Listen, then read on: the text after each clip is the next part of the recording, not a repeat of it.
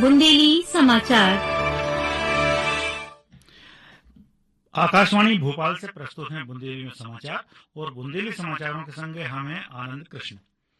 प्रधानमंत्री नरेंद्र मोदी ने आज हरियाणा के जींद में करीब 14,700 करोड़ रुपया के विकास परियोजनाओं को उद्घाटन और शिलान्यास करो।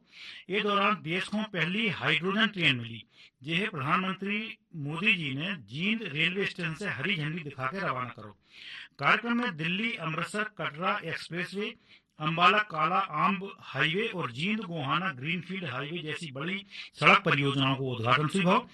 भिवानी और नारनौल में नए मेडिकल कॉलेज और कुरुक्षेत्र में एलिवेटेड रेलवे ट्रैक और सिख म्यूजियम की नींव रखी गई।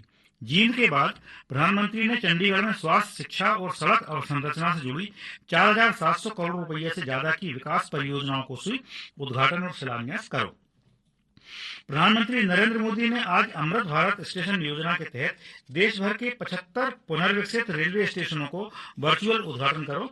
इनमें मध्य प्रदेश के 13 स्टेशन भी शामिल रहे, जिनमें विदिशा, सांची, अशोकनगर, शिवपुरी, ब्योहारी, भिंड, हरपालपुर, छतरपुर, टीकमगढ़, जुन्नारदेव, बालाघाट, छिंदवाड़ा और नैनपुर स्टेशन शामिल हैं। ये मौका पर सांची में राज्यपाल मंगूभाई पटेल, टीकमगढ़ में मुख्यमंत्री डॉक्टर मोहन यादव और अशोकनगर में केंद्रीय संचार मंत्री ज्योतिरादित्य कार्यक्रम में शामिल हुए। मुख्यमंत्री डॉक्टर मोहन यादव ने आज कटनी में प्रदेश की सबसे महत्वाकांक्षी सिंचाई परियोजना सलीमनाबाद जल सुरंग को निरीक्षण करो। जो करीब 12 किलोमीटर लंबी सुरंग देश की सबसे लंबी जल सुरंग है। इससे नर्मदा को पानी बिना पंप के गुरुत्वाकर्षण के सहारे सोन नदी लो पहुंचे। ये परियोजना से जबलपुर, कटनी, मैहर, सतना, रीवा और पन्ना जिलों के करीब 1450 गांवों की 2.25 लाख हेक्टेयर भूमि को सिंचाई को लाभ मिले।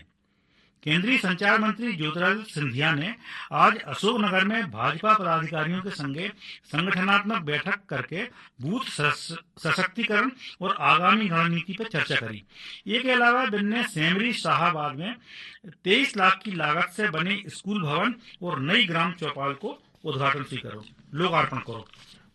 मुख्यमंत्री डॉक्टर मोहन यादव ने कही कि मध्य प्रदेश एक देश, एक विधान और एक कानून की दिशा में आगे बढ़ रहा है। बिल ने बताई कि विधानसभा के आगामी मानसून सत्र में समान नागरिक संहिता लाई है। मुख्यमंत्री ने कही कि सत्र के पहले जगदीशपुर में कैबिनेट बैठक करके जाके ड्राफ्ट को मंजूरी दी है। प्रदेश विधानसभा के आगामी सत्र की तैयारियों को लेकर कांग्रेस विधायक दल की बैठक 19 जुलाई को नेता प्रतिपक्ष उमंग सिंघार के निवास पे हुई है। ये बैठक में सत्र के दौरान उठाए जाने वाले मुद्दों और विपक्ष की रणनीति पर चर्चा हुई। भारत को सबसे बड़ा वैश्विक वस्त्र सम्मेलन भारत टेक्स 2026 आज नई दिल्ली में संपन्न हो। 4 दिवसीय जल सम्मेलन में 138 देशों के 1600 से ज्यादा प्रदर्शकों और 11,000 से ज्यादा खरीदारों ने भाग लिया। ये सम्मेलन और दिल्ली में ही आयोजित निवेश संवाद कार्यक्रम में प्रदेश को करीब 20,000 करोड़ रुपया के निवेश प्रस्ताव प्राप्त है। इससे करीब 27,592 लोगों को रोजगार मिलने की संभावना है। मध्य प्रदेश बाल अधिकार संरक्षण आयोग ने आज भोपाल में पॉक्सो एक्ट और किशोर न्याय अधिनियम पर राज्य स्तरीय कार्यशाला आयोजित करी।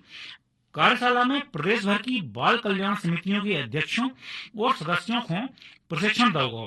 एको मकसद समितियों की कार्यप्रणाली में एकरूपता लाओ और उन्हें कानूनी प्रक्रियाओं की बेहतर जानकारी देने को थो। आयोग की अध्यक्ष डॉक्टर निवेदिता शर्मा ने कही कि हर मामले में बच्चों को हित सर्वोपरि रखो जाए।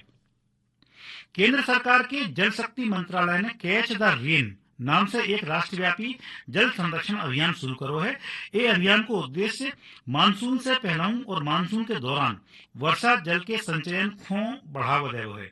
अभियान को नारा है, बारिश को पानी जहां गिरे और जब गिरे उतई सहेजें।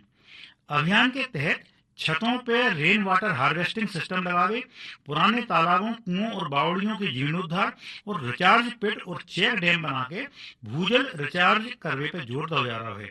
और अब मौसम की जानकारी। प्रदेश में 9 दिन बाद मानसून फिर से सक्रिय हुआ है।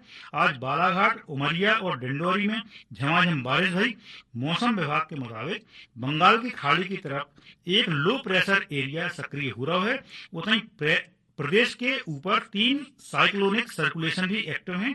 19 जुलाई को उत्तर पश्चिम भारत में पश्चिमी विक्षोभ के सक्रिय होने से भी तेज बारिश को 9 दौर शुरू हुए और एक के संगे बुंदेली समाचार समाप्त है।